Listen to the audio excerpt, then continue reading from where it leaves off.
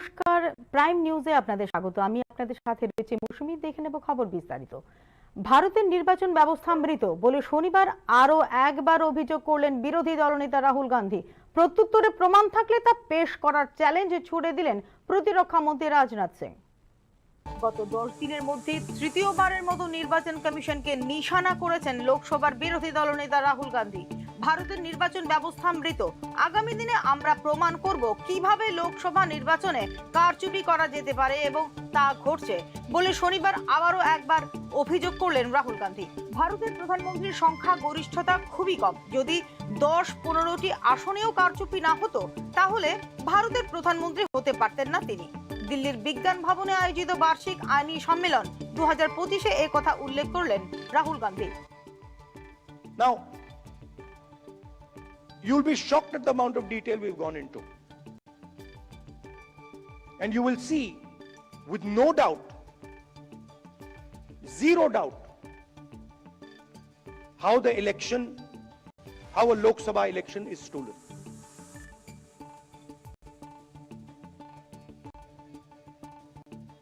Six and a half lakh voters vote,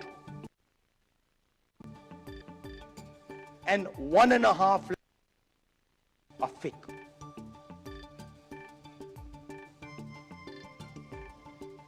Six and a half lakh voters vote, 1.5 lakh voters are fake. It's on paper. Documentation that we got from the Election Commission. Voter list that we got. Physical paper, where we went comparing photograph by photograph by photograph, name by name by name. 6.5 lakh people. Comparing one photograph to 6.5 lakh other photographs. And I'm proud of the work that the Congress party did. And you will see the shockwave that is going to go through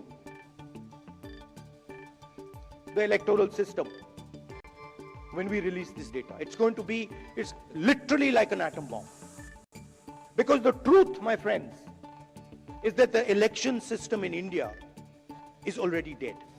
এদিকে তাকে প্রমাণ করতে হবে যে নির্বাচন commission বিহারে vote চুরি করছে। রাহুল গান্ধীর অবিলম্বে এই বিষয়টি তুলে ধরে প্রতিক্রিয়া জানানো উচিত বলে লোকসভার বিরোধী দলনেতা রাহুল গান্ধীকে আক্রমণ করেন প্রতিরক্ষা মন্ত্রী রাজনাথ সিং। और कल नेता प्रतिपक्ष ने फिर से एक अनर्गल बयान दिया है और उन्होंने कहा है कि चुनाव आयोग द्वारा वोट चोरी को लेकर उन्होंने सबूतों का एटम बम तैयार किया है जो उनके पास है और किसी के पास नहीं है। ऐसा एटम बम उन्होंने तैयार किया है जो कि वह केवल उनके पास है और किसी के पास नहीं है। मैं राहुल जी से कहना चाहूंगा बहुत विनम्रता के साथ, अगर आपके पास सबूतों का एटम बम है तो उसका परीक्षण तुरंत कर डालिए। एटॉमिक टेस्ट तुरंत हो जाना चाहिए। सारे सबूत जनता के सामने रखिए, सारे सबूत जनता के सामने रखिए। मगर सच्चाई है कि उनके पास न कोई तथ्य है न सबूत है। सनसनीखेज बातें करना उनकी पुरानी आदत है। साथियों, आप लोगों को संभवतः यह याद भी होगा, इसके पहले भी राहुल गांधी जी ने इस तरह का बयान दिया था और जिस दिन वो बोलेंगे भूचाल आ जाएगा।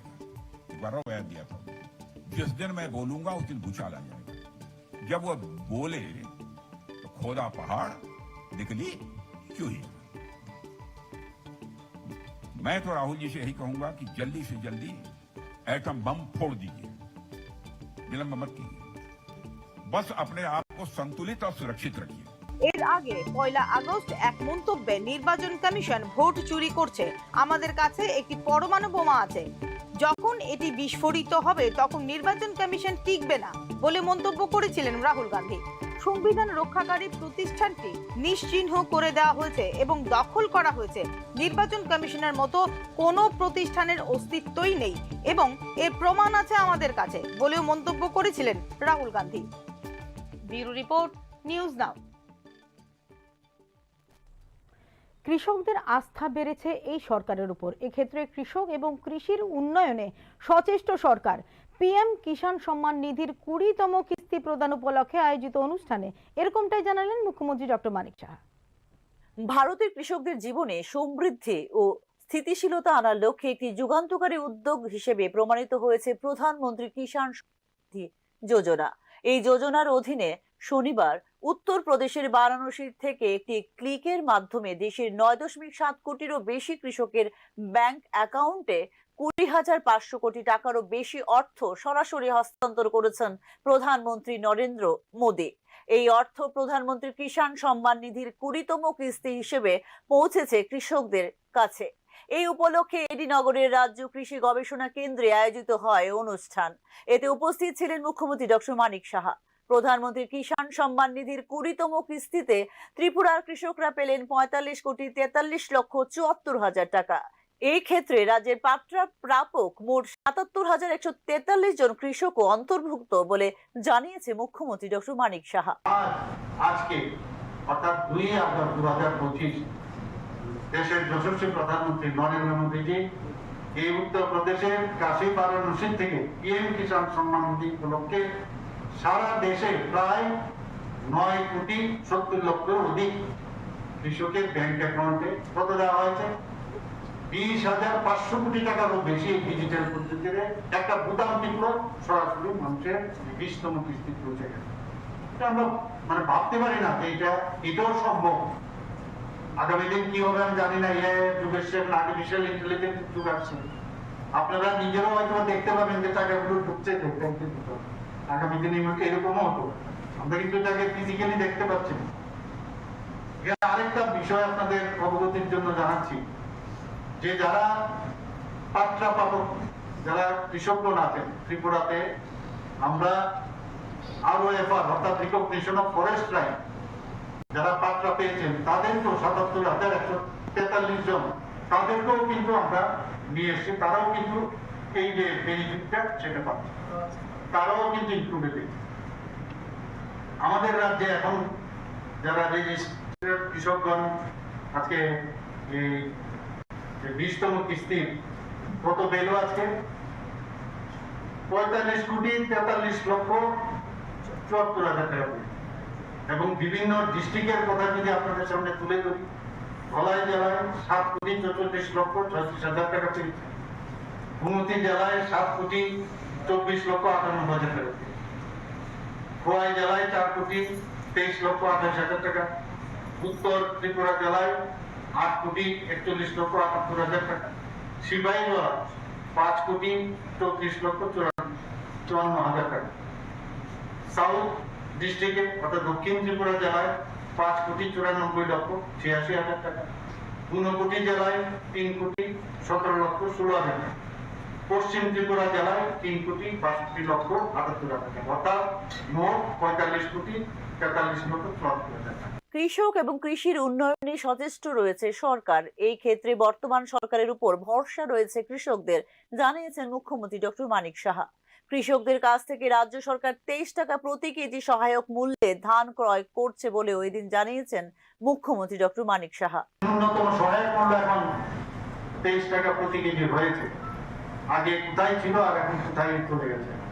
এখন কৃষকরা আসছে কিনতে, আগে প্রথম একটু দ্বিধার মধ্যে ভুগতো, এখন ওনারাও বসে আছেন আমরা কবে দেব সেই খবর আমার কাছে। কৃষকদের ভরসা এবং আস্থার বিষয় দাঁড়িয়ে গেছে এখন এই সরকারের উপরে।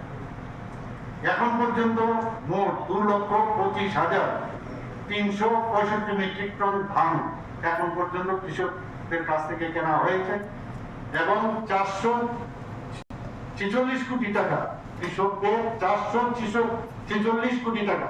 ভাবুন আপনারা, সরাসরি ডিবিটির মাধ্যমে মাননীয় প্রধানমন্ত্রী যে আমাদের শিখিয়েছেন আমরাও সেইভাবে কিন্তু তাদের অ্যাকাউন্ট আমরা দিয়েছি।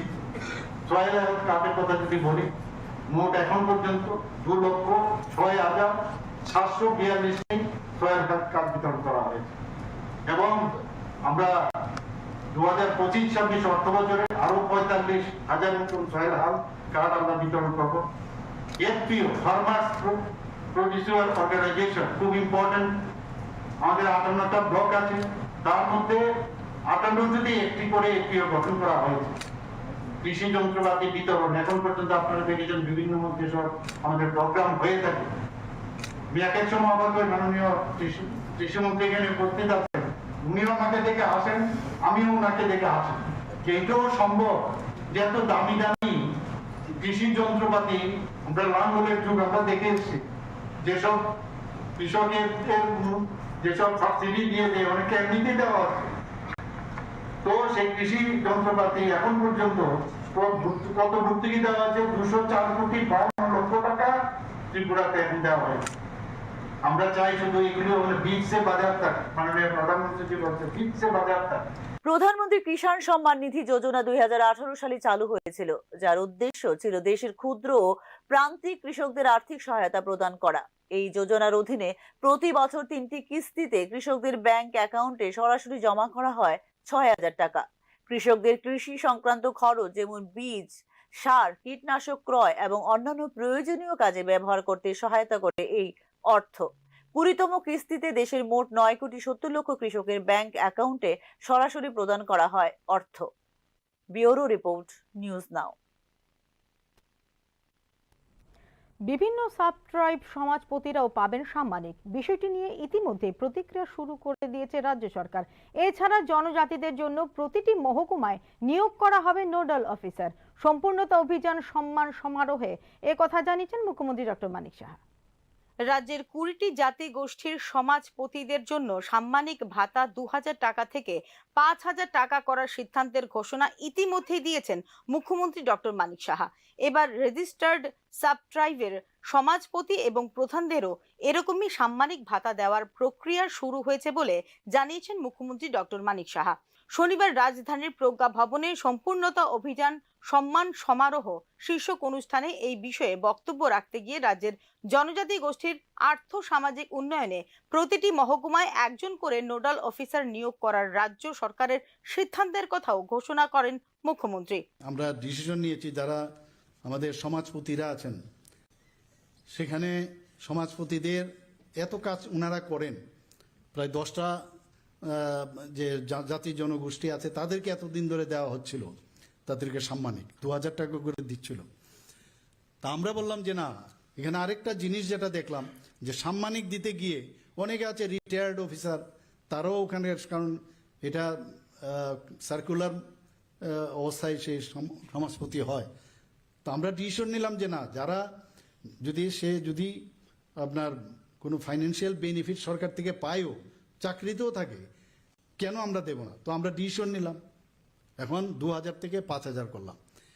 এবং আমরা দেখলাম এতে করে অলরেডি যারা পাচ্ছিল না তারা তো পাবেই। আমরা একটা সাময়িকভাবে আমরা একটা ডিসিশন নিয়েছি যে 19টা জাতিগোষ্ঠী আছে, কিন্তু সাব ট্রাইবস কিন্তু অনেক আছে আরো, তো এবং রেজিস্টার্ড কিন্তু সাব ট্রাইবস এবং ট্রাইবেল আছে। আজকে এখানে আমি যখন এখানে যাদেরকে আমরা সম্মান প্রদর্শন করছিলাম, এখানে সম্মানিত করছিলাম, বেশিরভাগই জনজাতি গোষ্ঠীর ছেলে মেয়েরা এখানে এসছে। তো আমি ভাবছিলাম যে আমাদের এখানে জাতি জনজাতির যে একটা মানে মেলবন্ধন, সেখানে কেউ যাতে পিছিয়ে না থাকে এবং আমাদের মধ্যে যে একটা আত্মিক রিলেশন, তার জন্য আমরা এই যে কাজটা আমরা যাতে অন্যান্য সব সাব ট্রাইবসেরও যারা সমাজপতি আছে, বা অনেক জায়গায় সমাজপতির সিস্টেম নেই, বা কিন্তু যিনি ওইখানে প্রধান, সেইভাবে তাদেরকেও সম্মান দেওয়া যায় কিনা সেই বিষয়ে আমাদের অলরেডি একটা সিদ্ধান্ত আমরা নেব আগামী দিন।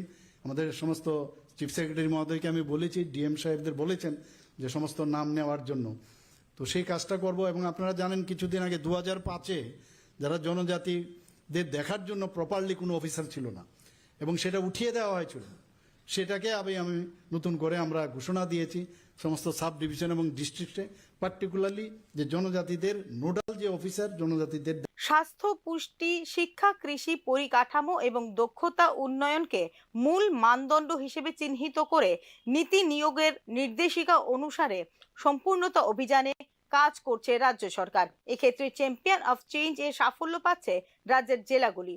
তবে সার্বিক বিষয়ে মনিটরিং সবচেয়ে বেশি গুরুত্বপূর্ণ বলে এদিনের অনুষ্ঠানে জানিয়েছেন মুখ্যমন্ত্রী doctor Manik Saha. Aspirational district programme মাননীয় প্রধানমন্ত্রীজি 2018 সালে শুরু করেছিলেন, সেখানেও কি ইন্ডিকেটর রাখা হয়েছে। একটা হচ্ছে হেলথ, আমার পূর্ববর্তী বক্তারা বলেছেন, পুষ্টি, শিক্ষা, কৃষি, জলসম্পদ, আর্থিক বিকাশ এবং দক্ষতা এবং পরিকাঠামো উন্নয়ন আর ইনফ্রাস্ট্রাকচার ডেভেলপমেন্ট। আমাদের অ্যাসপিরেশনাল যে জেলাগুলো আছে সেখানে এই ভোকাল ফর লোকাল মাননীয় প্রধানমন্ত্রীজি যে বলছেন, সেখানে কি কি আছে আমাদের, ওয়ান ডিস্ট্রিক্ট ওয়ান প্রোডাক্ট আমরা সবাই জানি। তো সেইগুলোর সম্পদকে যাতে আমরা ব্যবহার করে একটা পার্মানেন্ট যাতে নিজেদের সেলফ রিলায়েন্ট হই, সেই ব্যবস্থার জন্য এই যে কর্মসূচি সেটা রাখা হয়েছে। চ্যাম্পিয়ন্স অফ চেঞ্জ নামে একটি পাবলিক ডোমেন অ্যাসপিরেশনাল জেলাগুলো এখানে সাফল্য পাচ্ছে, সেই বিষয়ে আমার কাছে খবর আছে। আমরা যে অনগ্রসর যে ব্লক এলাকায় যারা নাগরিকরা আছেন তাদের আমরা চাই যে তাদের আর্থসামাজিক উন্নয়ন হোক, গুণগত উন্নয়ন হোক এবং তাদের পরিবর্তন হোক। এবং monitoring is very important. Everywhere, যে কোনো জায়গায় সরকারের যে কোনো প্রকল্প যাই আমরা করি, মনিটরিং খুব ইম্পর্টেন্ট। এবং যেখানে ফারাক আছে সেইগুলো দূর করার জন্যই আজকের যে এখানে এই অসম্পূর্ণকে সম্পূর্ণতার যে অভিযান এখানে চলছে সেটা খুবই প্রয়োজন। সম্মিলিত কর্মের স্থায়ী চেতনা তৃণমূল পর্যায়ের চ্যাম্পিয়নদের অটল নিষ্ঠা এবং রূপান্তরের যাত্রাকে রূপদানকারী সম্প্রদায়ের সীমাহীন উচ্চাকাঙ্ক্ষার প্রতি শ্রদ্ধাঞ্জলি দেবার একটি মাধ্যম হলো সম্পূর্ণতা অভিযান সম্মান সমারোহ। রাজ্য স্তরের সম্পূর্ণতা অভিযান সম্মান সমারোহ অনুষ্ঠান উপলক্ষে ত্রিপুরা আজীবিকা মিশনের সৌজন্যে প্রতিভাবান মহিলা স্বনির্ভর গোষ্ঠীর সদস্যের তৈরি হস্তশিল্প, তাঁত এবং খাদ্যপণ্যের প্রদর্শনীর আয়োজনও করা হয় প্রজ্ঞা ভবনে। ব্যুরো রিপোর্ট, নিউজ নাও। ত্রিপুরা সরকারের বিজ্ঞান ও প্রযুক্তি দপ্তরের উদ্যোগে ন্যাশনাল স্পেস ডে পালন করা হয়। কুমারঘাট PRTI এর হল ঘরে হয় এই অনুষ্ঠান। এই অনুষ্ঠানের উদ্বোধক হিসেবে উপস্থিত ছিলেন রাজ্য সরকারের বিজ্ঞান ও প্রযুক্তি দপ্তরের মন্ত্রী অনিমেষ দেববর্মা। সাংবাদিকদের মুখোমুখি হয়ে মন্ত্রী বললেন, রাজ্যের সর্বত্রই যেন এই স্পেস টেকনোলজি সম্পর্কে ওয়াকিবহল হয়। উক্ত অনুষ্ঠানে স্থানীয় বিধায়ক ভগবান দাস, দপ্তরের আধিকারিক সহ কুমারঘাট মহকুমার মোট 10টি স্কুলের ছাত্রছাত্রীরা অংশগ্রহণ করে। আমাদের pre celebration of national space day, যেটা সারা দেশে 23 তারিখ আগস্ট হবে। তো প্রত্যেকটি প্রদেশে 23 তারিখ আগস্টের আগেই এই অনুষ্ঠানগুলো হচ্ছে। ত্রিপুরা রাজ্যে আজকে আমরা পালন করেছি যে স্পেস টেকনোলজিটা কী, এবং আমাদের এখানে রাজ্যে এটা TSAC Tripura space application centre আছে, তার উদ্যোগে এনিসেক বা ইসরো এটার মধ্যে যোগদান দিয়েছে। আমরা আজকে স্পেস টেকনোলজির এই বিষয়গুলো তুলে ধরেছি, কুমারঘাটে করেছি। এখানকার মাননীয় বিধায়ক ছিলেন ভগবান চন্দ্র দাস, এবং ইসরোর থেকে বিজ্ঞানী আসছেন, আরও অনেকেই ছিলেন, স্কুলের ছাত্রছাত্রী আছে। এবং এই অনুষ্ঠানটা এখানে করার মূল উদ্দেশ্যটা হলো রাজ্যের সর্বত্রই যেন এই টেকনোলজির ব্যাপারে মানুষ ওয়াকিবহাল পায়, তার জন্য এটা। স্যার, অনুষ্ঠানকে কেন্দ্র করে কেমন সংখ্যক লোক এখানে উপস্থিত হচ্ছে? এইখানে আমার জানার মতো স্কুলের প্রায় 250 শতাধিক ছাত্রছাত্রীরা এসছে এবং টিচাররা এসছে। 3 দিনের রাজ্য সফরের দ্বিতীয় দিন শনিবার নিশ্চিন্তপুর ভারত বাংলাদেশ আন্তর্জাতিক রেল স্টেশন পরিদর্শন করেন ভারতের নিযুক্ত বাংলাদেশের হাই কমিশনার রিয়াজ হামিদুল্লাহ। তবে এই রেলপথ চালুর বিষয়ে কোনো রকম মন্তব্য করেননি বাংলাদেশের হাই কমিশনার। কথা ছিল আগরতলা থেকে বাংলাদেশ হয়ে কলকাতা মাত্র 8 ঘন্টাতেই পৌঁছানো যাবে। দুই দেশের মধ্যে রেলপথ চালু হবে, যা শুধু যোগাযোগ ব্যবস্থার উন্নতি করবে না, হবে অর্থনৈতিক উন্নয়নও। বিষয়টা এখনো পর্যন্ত রয়ে গেছে অনিশ্চয়তার মধ্যেই। এদিকে শনিবার নিশ্চিন্তপুরে ভারত বাংলাদেশ আন্তর্জাতিক রেল স্টেশন পরিদর্শন করেন রাজ্য সফরে আসা ভারতের নিযুক্ত বাংলাদেশের high commissioner Riaz Hamidullah. On the platform, yes, right. These 4 lines can be used when they come here, and then they will have to unload. This is for the passenger portion. They will unload here. They will. রাজ্য সফর নিয়ে প্রশ্ন করলে তিনি সব বিষয় ভালো বলে মন্তব্য করেন ভারতে নিযুক্ত বাংলাদেশের high commissioner Riaz Hamidullah. Sir, সফরের মধ্যে একটু বলে দিন। কি বলবেন দুদিনের সফরে? দীর্ঘদিন আগে কাজ সম্পন্ন হওয়া এই রেলপথ কবে থেকে চালু হবে তা নিয়ে ধোঁয়াশা রয়েই গেছে। গত বছর 5 আগস্ট বাংলাদেশের সাবেক প্রধানমন্ত্রী শেখ হাসিনা নেতৃত্বাধীন আওয়ামী লীগ সরকার পতনের পর নতুন এই রেলপথ নিয়ে আনুষ্ঠানিকভাবে কোনো আলোচনা হয়নি দুই দেশের মধ্যে। Akhaura Agartala 12.24 kilometre dual gauge rail লাইনের মধ্যে 5.46 কিলোমিটার আগরতলা রেল স্টেশন থেকে শুরু হয়ে শেষ হয়েছে নিশ্চিন্তপুর স্টেশনে। পরবর্তীতে বাংলাদেশ সীমান্তে আখাউড়া পর্যন্ত বিস্তৃত রয়েছে 6.78 কিলোমিটার অংশ। বর্তমানে আগরতলা এবং কলকাতার মধ্যে ভ্রমণের সময় 31 ঘন্টা। যদি বাংলাদেশ জুড়ে আন্তঃদেশীয় এই রেলপথ সক্রিয় করা হয় তবে আগরতলা এবং কলকাতার মধ্যে ভ্রমণের সময় নেমে আসবে 10 ঘন্টায়। মোট 708 কোটি 43 লক্ষ টাকা এই আখাউড়া আগরতলা রেলপথ চালু হলে আগরতলা কলকাতার মধ্যে বর্তমান যাতায়াতের দূরত্ব 1581 কিলোমিটার থেকে হ্রাস পেয়ে নেমে আসবে 460 কিলোমিটারে। ব্যুরো রিপোর্ট, নিউজ নাও। শনিবার দিন দুপুরে 110 ব্যাগ সিমেন্ট নিয়ে গাড়ি ছিনতাই করে নিয়ে যায় 10-15 জন ছিনতাইকারী। পুলিশের দেওয়া বিবৃতি অনুযায়ী খয়েরপুর বাইপাস সিমেন্টের গোডাউন থেকে 10-15 জনের দুষ্কৃতিকারীদের দল ছিনতাই করে নিয়ে যায় সিমেন্ট বোঝাই ট্রাক গাড়ি। গাড়ির চালককে হুমকির মুখে তাড়িয়ে দিয়ে এই ছিনতাইকাণ্ড সংগঠিত করা হয় বলে জানিয়েছেন প্রত্যক্ষদর্শীরা। 1895 গাড়ির ড্রাইভারটা কইছে 1895 ড্রাইভারটার ফট করে দরজাটা খুললে চাবিটা লয়ে লিছে লয়ে সেটা কইছে গাড়ি পাইছি। তারপরে আমরা কইছে লুট দুক, আমরা তো টুকা পাইছি, আমরা লুট দিম, লুট দিছি। পরে তারা ড্রাইভার দিয়ে তারা গাড়িটা এনতে লয়েছে সঙ্গে সঙ্গে। কয়জন আসতো? আর 8-10 জন। আর একটা স্কুটি দিয়ে আইছে, আর বাকিরা কেমনে আইছে কইতেতাম না। স্কুটিটা আমরা আপনারা সিসি ক্যামেরা পাইবেন। আমরা আমার ড্রাইভার প্রথম ফোন করলো, একবার ওয়েটিং পেটেছে।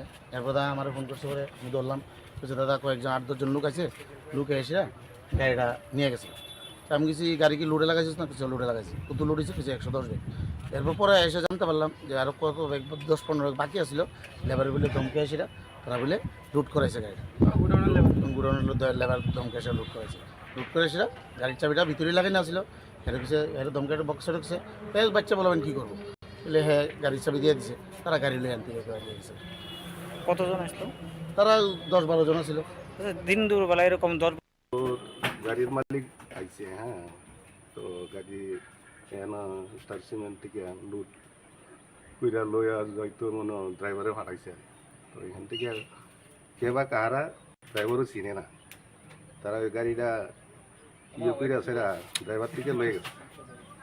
তারপরে আমরা তদন্ত কইরা গাড়িটা পাইছি কি কই এটার বালাজি পার্কের ভিতরে। হ্যাঁ, ওখানে আরও দেখুন যে সিসি ক্যামেরা কি লুক কে বা কাহারা এটা একটু ইয়ে করানো লাগে।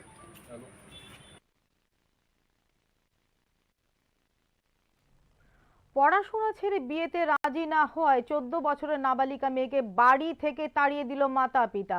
অসুস্থ নাবালিকাকে উদ্ধার করল প্রশাসন। ঘটনা বিশালগড়ে।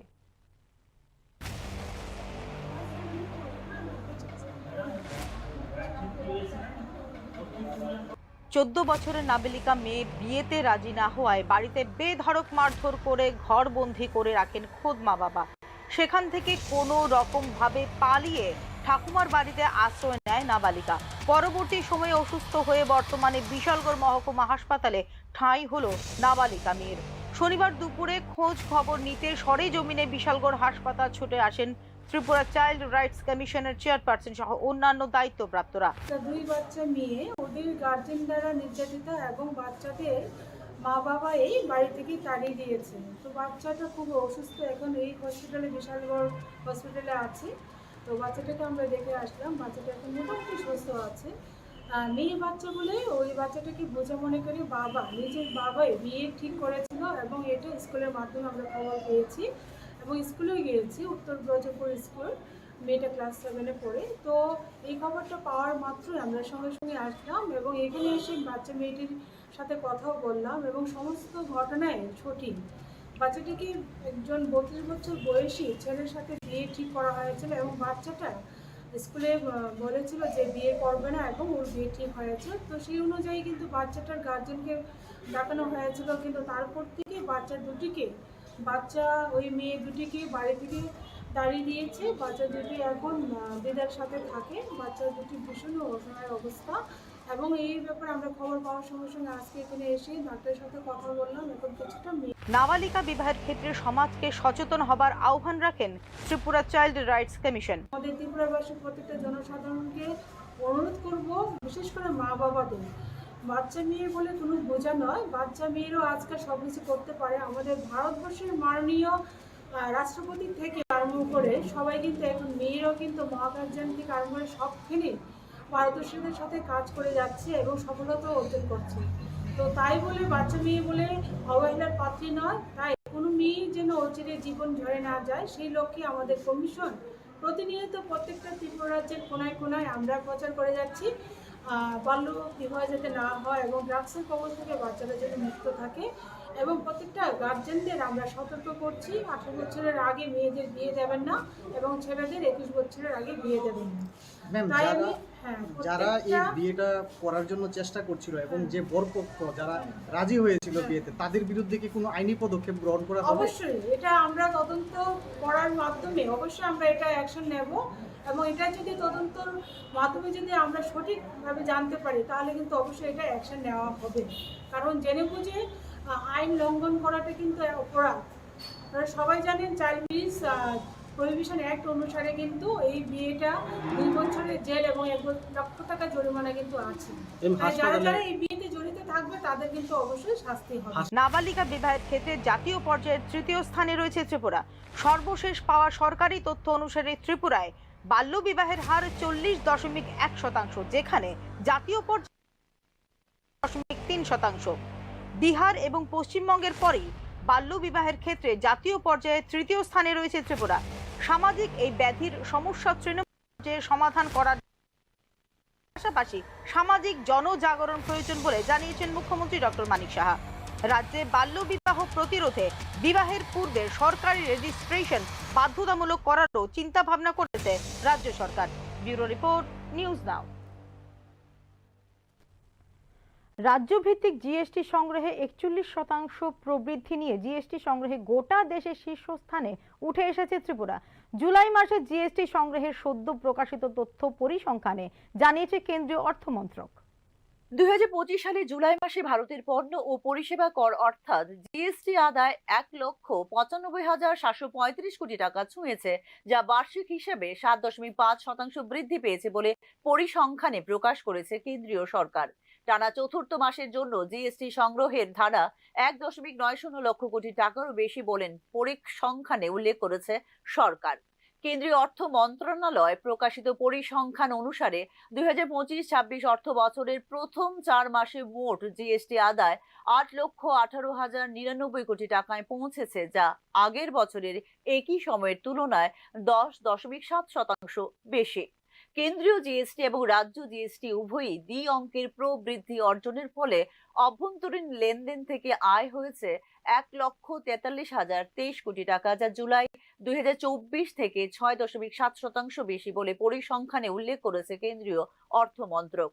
আমদানি সম্পর্কিত জিএসটি আরও 52,712 কোটি টাকা অবদান রেখেছে, যেখানে বৃদ্ধির হার 9.7%।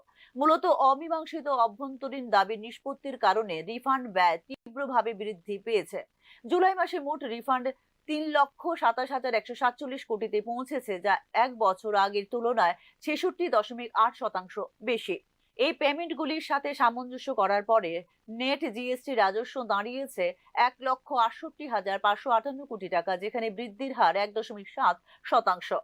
এর মধ্যে নেট আভ্যন্তরীণ রাজস্ব প্রায় 31,26,040 কোটি টাকা স্থির ছিল, যেখানে আমদানির উপর নেট জিএসটি বেড়ে পৌঁছেছে 1,42,548 কোটি টাকায়, যেখানে বৃদ্ধির হার 7.5%। এদিকে 41% বৃদ্ধির সাথে জিএসটি সংগ্রহের প্রবৃদ্ধির তালিকার শীর্ষে রয়েছে ত্রিপুরা বলে সদ্য প্রকাশিত পরিসংখ্যানে জানিয়েছে কেন্দ্রীয় অর্থ মন্ত্রক। তারপরই রয়েছে যথাক্রমে সিকিম, মধ্যপ্রদেশ, বিহার এবং মহারাষ্ট্র। অন্যদিকে জিএসটি সংগ্রহ মারাত্মকভাবে হ্রাস পেয়েছে মণিপুর, মিজোরাম এবং জম্মু ও কাশ্মীরে, জানিয়েছে কেন্দ্রীয় অর্থমন্ত্রক। ধারাবাহিকভাবে সম্মতি প্রচেষ্টা, বৃহত্তর অর্থনৈতিক পুনরুদ্ধার এবং উন্নত ইনভয়েস ম্যাচিং বিশ্লেষণের ফলে জিএসটি সংগ্রহ উল্লেখযোগ্যভাবে বৃদ্ধি পেয়েছে ত্রিপুরায় বলে মনে করছেন অর্থনৈতিক বিশ্লেষকরা। ভারতের জিএসটি তহবিল কেন্দ্র এবং রাজ্য উভয় সরকারকেই একটি স্থিতিশীল আর্থিক সহায়তা প্রদান করে চলেছে বলে জুলাই মাসের রিপোর্ট বিশ্লেষণ করে জানিয়েছেন অর্থনীতিবিদরা। তবুও জিএসটি সংগ্রহের ক্ষেত্রে রাজ্যগুলির অসম প্রবণতা দেশ জুড়ে সংশ্লিষ্ট ক্ষেত্রে নীতির সংস্কার প্রয়োজন বলে অভিমত অর্থনৈতিক বিশেষজ্ঞদের। ব্যুরো রিপোর্ট, নিউজ নাও। এখনকার মতো বাংলা সংবাদ এই পর্যন্তই। নমস্কার, শুভরাত্রি।